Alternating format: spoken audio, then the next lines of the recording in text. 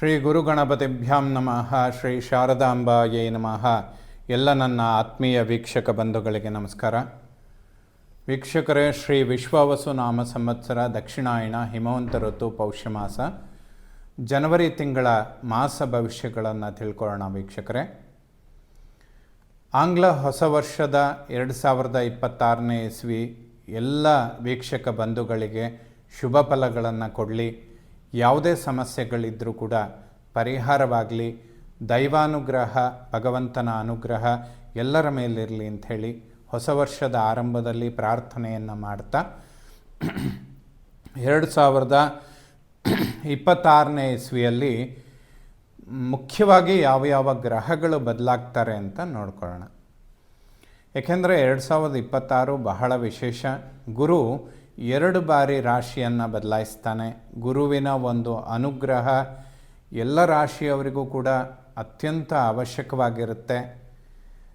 ಸೌರಮಂಡಲದಲ್ಲಿ ಅತಿ ದೊಡ್ಡ ಗ್ರಹ ಗುರು.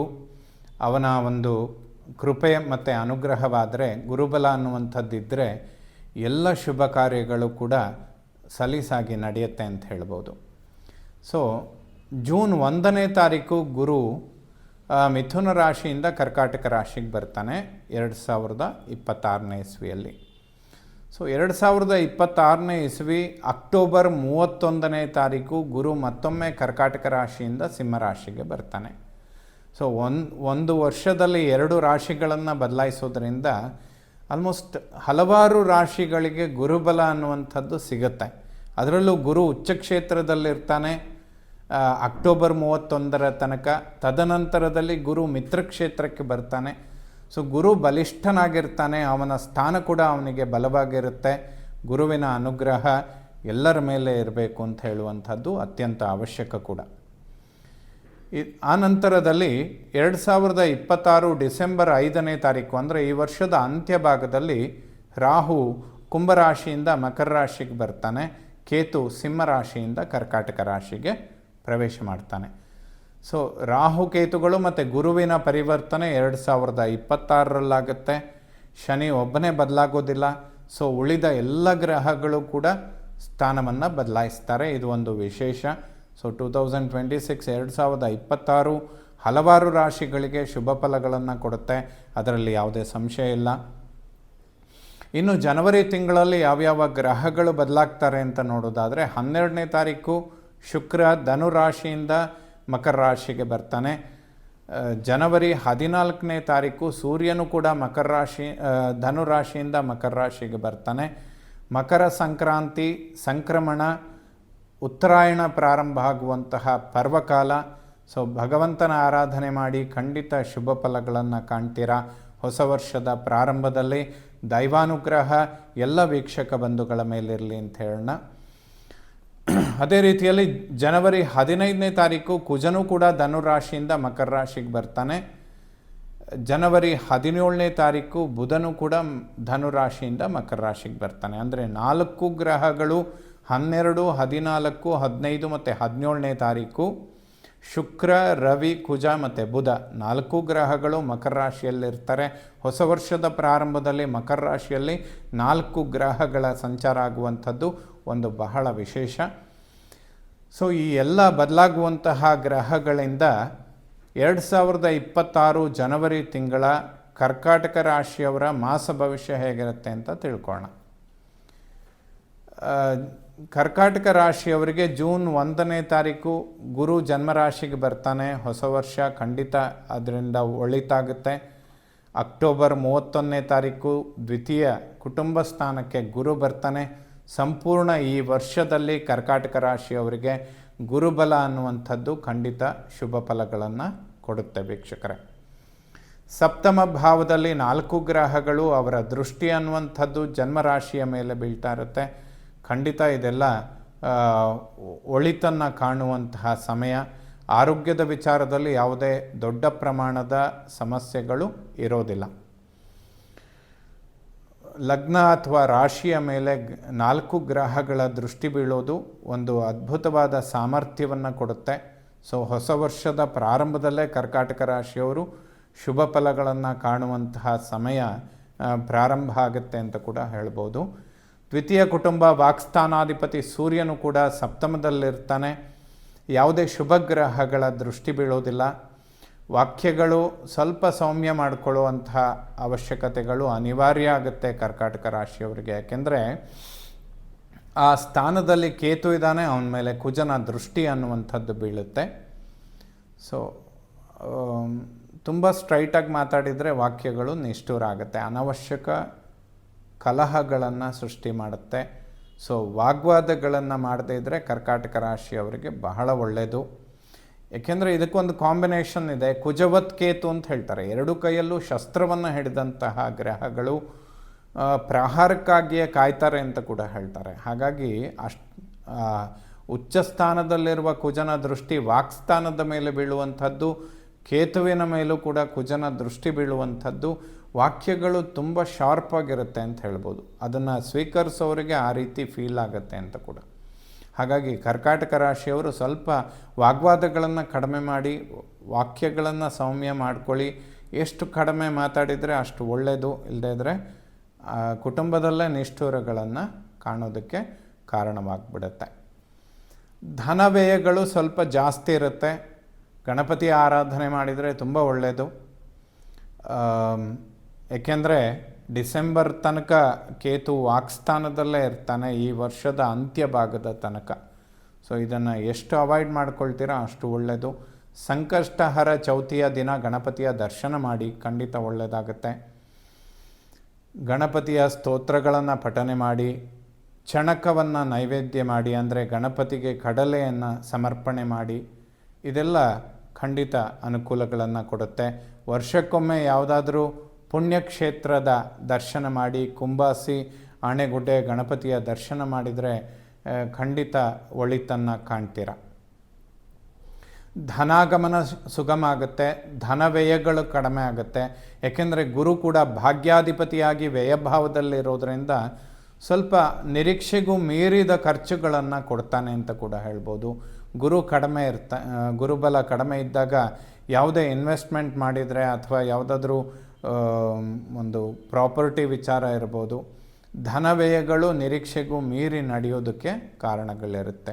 ಅದಕ್ಕೆ ಗಣಪತಿಯನ್ನು ಆರಾಧನೆ ಮಾಡುವಂಥದ್ದು ಖಂಡಿತ ಸೂಕ್ತವಾದಂತಹ ಪರಿಹಾರ ಕೂಡ ಆಗಿರುತ್ತೆ.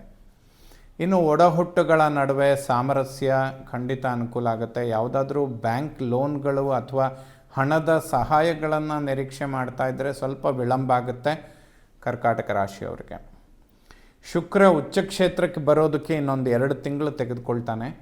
ಸೊ ಹಣಕಾಸಿನ ವಿಚಾರದಲ್ಲಿ ಹೆಚ್ಚಿನ ನಿಗಾ ಇಟ್ಕೊಳ್ಳುವಂಥದ್ದು ಕರ್ಕಾಟಕ ರಾಶಿಯವರಿಗೆ ಅವಶ್ಯಕ. ಏಕೆಂದರೆ ಮುಂದಿನ ದಿನಗಳಲ್ಲಿ ಶುಕ್ರನ ಸಂಚಾರಗಳು ಅಷ್ಟಮ ಭಾವಕ್ಕೆ ಬರುವಷ್ಟು ಸಮಯ ಕೂಡ ಸ್ವಲ್ಪ ಧನವ್ಯಯಗಳು ಜಾಸ್ತಿ ಇರುತ್ತೆ. ದ್ವಿತೀಯದಲ್ಲಿ ಕೇತು ಇರುವ ಕಾರಣ ಅದರ ಪ್ರಭಾವಗಳು ಕೂಡ ಜಾಸ್ತಿ ಆಗುತ್ತೆ. ಸೋದರ ಮತ್ತು ಸೋದರಿಯರ ನಡುವೆ ಸಾಮರಸ್ಯ ಚೆನ್ನಾಗಿರುತ್ತೆ. ಸಿಸ್ಟರ್ಸ್ ಯಾರಾದರೂ ಇದ್ದರೆ ಸ್ವಲ್ಪ ಆರೋಗ್ಯದ ಬಗ್ಗೆ ಗಮನ ಕೊಡುವಂಥದ್ದು ಸೂಕ್ತ. ಲಕ್ಷ್ಮೀ ನರಸಿಂಹನ ದರ್ಶನ ಮಾಡಿದರೆ ಖಂಡಿತ ಒಳ್ಳೆಯದಾಗತ್ತೆ. ಇನ್ನು ವಿದ್ಯಾರ್ಜನೆ ಮಾಡುವಂತಹ ಮಕ್ಕಳಿಗೆ ಅದ್ಭುತವಾದಂತಹ ಸಮಯ, ಬಹಳ ವಿಶೇಷ ಫಲ. ಏಕೆಂದರೆ ಕರ್ಕಾಟಕ ರಾಶಿಯವರಿಗೆ ಪಂಚಮಾಧಿಪತಿ ಕುಜ ಉಚ್ಚಕ್ಷೇತ್ರದಲ್ಲಿರ್ತಾನೆ. ವರ್ಷದ ಪ್ರಾರಂಭದಲ್ಲೇ 15ನೇ ತಾರೀಕು ಕುಜ ಮಕರ ರಾಶಿಗೆ ಬರುವಂಥದ್ದು ಕರ್ಕಾಟಕ ರಾಶಿಯವರಿಗೆ ಬಹಳಷ್ಟು ಅನುಕೂಲಗಳನ್ನು ಮಾಡಿಕೊಡುತ್ತೆ. ವಿದ್ಯಾರ್ಜನೆ ಮಾಡುವಂತಹ ಮಕ್ಕಳಿಗೆ ಬಹಳ ಒಳ್ಳೆಯದು. ವಿದೇಶದಲ್ಲಿ ವಿದ್ಯೆ, ಉದ್ಯೋಗ ಇದೆಲ್ಲದೂ ಕೂಡ ಅಭಿವೃದ್ಧಿಯನ್ನು ಪಡ್ಕೊಳ್ಳುತ್ತೆ. ಸಂತಾನದ ಅಂಚಿನಲ್ಲಿರುವಂಥವರಿಗೂ ಕೂಡ ಬಹಳ ಶುಭ ಫಲ. ವಾಹನದಿಂದ ಅಭಿವೃದ್ಧಿ, ಭೂಮಿಯಿಂದ ಅಭಿವೃದ್ಧಿ, ಯಾವುದಾದ್ರೂ ಪ್ರಾಪರ್ಟಿ ಖರೀದಿ ಮಾಡುವಂತಹ ವಿಚಾರಗಳಿದ್ದರೂ ಕೂಡ, ಅಥವಾ ಈ ಸಮಯದಲ್ಲಿ ಯಾವುದಾದ್ರೂ ಆಫರ್ಗಳು ಬಂದರೆ ಶಶಿಮಂಗಳ ಯೋಗ ಅಂದರೆ ಜನ್ಮರಾಶಿಯ ಮೇಲೆ ಉಚ್ಚಕುಜನ ದೃಷ್ಟಿ ಬೀಳುತ್ತೆ. ಖಂಡಿತ ಇದೆಲ್ಲ ಬಹಳ ಅನುಕೂಲಗಳನ್ನು ಕೊಡುವಂತಹ ಸಮಯ. ಕರ್ಕಾಟಕ ರಾಶಿಯವರಿಗೆ ವರ್ಷದ ಪ್ರಾರಂಭ ಬಹಳ ಅದ್ಭುತವಾಗಿದೆ. ಜೂನ್ನಿಂದ ಗುರುಬಲ ಕೂಡ ಪ್ರಾರಂಭ ಆಗುತ್ತೆ. ಯಾಕೆಂದರೆ ಗುರು ಉಚ್ಚಕ್ಷೇತ್ರಕ್ಕೆ ಬರ್ತಾನೆ. ಖಂಡಿತ ಅನುಕೂಲಗಳನ್ನು ಕಾಣ್ತೀರ. ಷಷ್ಠಾಧಿಪತಿ ಗುರು ವ್ಯಯಭಾವದಲ್ಲಿದ್ದಾನೆ. ಯಾವುದೇ ಶತ್ರು ಬಾಧೆಗಳಿರೋದಿಲ್ಲ. ಸ್ನೇಹಿತರು ಒಬ್ಬರಿಂದ ಒಬ್ಬರಿಗೆ ಖಂಡಿತ ಅನುಕೂಲಗಳನ್ನು ಎಕ್ಸ್ಪೆಕ್ಟ್ ಮಾಡ್ಬೋದು. ಯಾವುದೇ ಸಮಸ್ಯೆಗಳು ಉಂಟಾಗೋದಿಲ್ಲ. ಇನ್ನು ಮಾಂಗಲ್ಯ ಸ್ಥಾನಾಧಿಪತಿ ಶನಿ ಕೂಡ ಭಾಗ್ಯದಲ್ಲಿದ್ದಾನೆ. ಆ ಸ್ಥಾನದಲ್ಲಿ ಕುಜನು ಕೂಡ ಉಚ್ಚಕ್ಷೇತ್ರದಲ್ಲಿರ್ತಾನೆ. ದಾಂಪತ್ಯ ಜೀವನ, ಸಾಮರಸ್ಯ ಇದೆಲ್ಲ ಖಂಡಿತ ಅನುಕೂಲಗಳನ್ನು ಮಾಡಿಕೊಡುತ್ತೆ.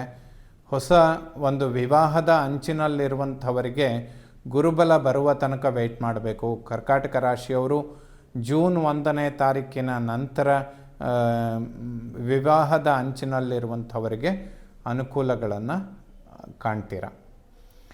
ಅಷ್ಟಮಾಧಿಪತಿ ಶನಿ ಭಾಗ್ಯದಲ್ಲಿದ್ದಾನೆ. ಪಿತೃವಿನ ಆರೋಗ್ಯದ ಬಗ್ಗೆ ಗಮನ ಕೊಡುವಂಥದ್ದು ಅತ್ಯಂತ ಅವಶ್ಯಕ. ಯಾವುದೇ ಟೆನ್ಷನ್ಗಳು ಇರೋದಿಲ್ಲ. ಖಂಡಿತ ಹೊಸ ವರ್ಷ ಕರ್ಕಾಟಕ ರಾಶಿಯವರಿಗೆ ಬಹಳಷ್ಟು ಅನುಕೂಲಗಳನ್ನು ಮಾಡಿಕೊಡುತ್ತೆ. ತಂದೆಯ ಆರೋಗ್ಯದ ಬಗ್ಗೆ ಗಮನ ಕೊಡುವಂಥದ್ದು ಅವಶ್ಯಕವಾಗುತ್ತೆ. ಏಕೆಂದರೆ ಪಿತೃಸ್ಥಾನಾಧಿಪತಿ ಗುರು ವ್ಯಯಭಾವದಲ್ಲಿದ್ದಾನೆ. ಆ ಸ್ಥಾನದಲ್ಲಿ ಶನಿಯ ಸಂಚಾರ, ಶನಿ ಕೂಡ ಅಷ್ಟಮಾಧಿಪತಿ. ಕರ್ಕಾಟಕ ರಾಶಿಯವರಿಗೆ ಪಿತೃವಿನ ಒಂದು ಆರೋಗ್ಯ, ಸ್ನಾಯುಗಳು ಮತ್ತು ನರಗಳಿಗೆ ಸಂಬಂಧಪಡುವಂತಹ ಆರೋಗ್ಯದ ವಿಚಾರದಲ್ಲಿ ಸ್ವಲ್ಪ ಏರುಪೇರುಗಳನ್ನು ಕೊಡ್ತಾನೆ. ಈಶ್ವರನ ದರ್ಶನ ಮಾಡಿದರೆ ಖಂಡಿತ ಶುಭ ಆಗುತ್ತೆ. ಇದನ್ನು ಗಮನಿಸ್ಕೊಳ್ಳಿ. ಕರ್ಮ ಉದ್ಯೋಗ ಸ್ಥಾನಾಧಿಪತಿ ಕುಜ ಉಚ್ಚ ಕ್ಷೇತ್ರದಲ್ಲಿದ್ದಾನೆ. ಕರ್ಕಾಟಕ ರಾಶಿಯವರಿಗೆ ಉದ್ಯೋಗದಲ್ಲಿ ಖಂಡಿತ ಅಭಿವೃದ್ಧಿಗಳನ್ನು ಕಾಣ್ತೀರಾ. ಯಾವುದೇ ಸಮಸ್ಯೆಗಳಿದ್ದರೂ ಕೂಡ ಈ ಹೊಸ ವರ್ಷದಿಂದ ಅದಕ್ಕೆ ಪರಿಹಾರಗಳನ್ನು ಖಂಡಿತವಾಗಲೂ ನಿರೀಕ್ಷೆ ಮಾಡ್ಬೋದು ಕರ್ಕಾಟಕ ರಾಶಿಯವರು. ಲಾಭಾಧಿಪತಿ ಶುಕ್ರ ಸಪ್ತಮದಲ್ಲಿದ್ದಾನೆ. ಶುಕ್ರನ ದೃಷ್ಟಿ ಅನ್ನುವಂಥದ್ದು ರಾಶಿಯ ಮೇಲೆ ಬೀಳುತ್ತೆ. ಏನಾದರೂ ಅನಿರೀಕ್ಷಿತವಾಗಿ ಧನಾಗಮನಗಳನ್ನು ಕೂಡ ಕರ್ಕಾಟಕ ರಾಶಿಯವರು ಎಕ್ಸ್ಪೆಕ್ಟ್ ಮಾಡ್ಬೋದು. ಸಡನ್ನಾಗಿ ಏನಾದರೂ ಹಣಕಾಸಿನ ವಿಚಾರದಲ್ಲಿ ಅನುಕೂಲಗಳನ್ನು ಕೂಡ ಕಾಣಬಹುದು. ಏಕೆಂದರೆ ಲಾಭಾಧಿಪತಿ ಸಪ್ತಮದಲ್ಲಿದ್ದಾನೆ. ಅವನ ದೃಷ್ಟಿ ಜನ್ಮರಾಶಿಯ ಮೇಲೆ ಬೀಳುತ್ತೆ. ಇದು ಖಂಡಿತ ಶುಭ ಫಲಗಳನ್ನು ಕೊಡುತ್ತೆ. ವ್ಯಯಾಧಿಪತಿ ಬುಧನು ಕೂಡ ಸಪ್ತಮದಲ್ಲಿದ್ದಾನೆ. ಕುಜನ ಯುತಿಯಲ್ಲಿರ್ತಾನೆ. ಸ್ವಲ್ಪ ಹೊಟ್ಟೆಗೆ ಸಂಬಂಧಪಡುವಂತಹ ಆರೋಗ್ಯದ ಬಗ್ಗೆ ಗಮನ ಕೊಡಿ. ಜೀರ್ಣಕ್ರಿಯೆ, ಡೈಜೆಷನ್ ಅಥವಾ ಸ್ಕಿನ್ ಅಲರ್ಜಿಗಳು, ಇದು ದಂಪತಿಗಳ ನಡುವೆ ಸ್ವಲ್ಪ ಈ ರೀತಿಯ ವಿಚಾರಗಳಲ್ಲಿ ಆರೋಗ್ಯದ ಸಮಸ್ಯೆಗಳನ್ನು ಜನವರಿ 15ರಿಂದ ಫೆಬ್ರವರಿ 26 ತನಕ ಇರುತ್ತೆ.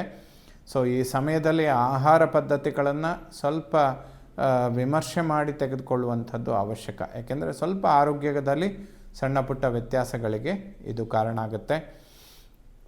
ರವಿ ಶುಕ್ರ ಒಟ್ಟಿಗೆ ಅಂದರೆ 12 ಮತ್ತು 14ನೇ ತಾರೀಕುಗಳಲ್ಲಿ ರವಿ ಶುಕ್ರರು ಮಕರ ರಾಶಿಗೆ ಬರೋದರಿಂದ ಶುಕ್ರ ಅಸ್ತಂಗತನಾಗಿರ್ತಾನೆ. 15ನೇ ತಾರೀಕು ಕುಜ ಮಕರ ರಾಶಿಗೆ ಬಂದು 17ನೇ ತಾರೀಕು ಬುಧನು ಕೂಡ ಬರೋದರಿಂದ ಕುಜ ಮತ್ತು ಬುಧನ ಯುತಿ ಸ್ವಲ್ಪ ಆರೋಗ್ಯದಲ್ಲಿ ಸಣ್ಣ ಪುಟ್ಟ ವ್ಯತ್ಯಾಸಗಳನ್ನು ಕೊಡುತ್ತೆ. ಇದರ ಪರಿಹಾರಕ್ಕೆ ಲಕ್ಷ್ಮೀ ನರಸಿಂಹನ ದರ್ಶನ ಮಾಡಿ ಲಕ್ಷ್ಮೀ ನರಸಿಂಹ ಕರಾವಲಂಬ ಸ್ತೋತ್ರಗಳನ್ನು ಪಠನೆ ಮಾಡಿದರೆ ಒಳಿತನ್ನು ಕಾಣ್ತೀರ. 2026ನೇ ಇಸ್ವಿ ಕರ್ಕಾಟಕ ರಾಶಿಯವರಿಗೆ ಸಂಪೂರ್ಣ ಶುಭ ಫಲಗಳನ್ನು ಕೊಡಲಿ. ಶ್ರೀ ಶಾರದಾ ಪರಮೇಶ್ವರಿಯ ಸಂಪೂರ್ಣ ಅನುಗ್ರಹ ಎಲ್ಲ ನನ್ನ ವೀಕ್ಷಕ ಬಂಧುಗಳ ಮೇಲಿರಲಿ. ಶುಭವಾಗಲಿ ವೀಕ್ಷಕರ.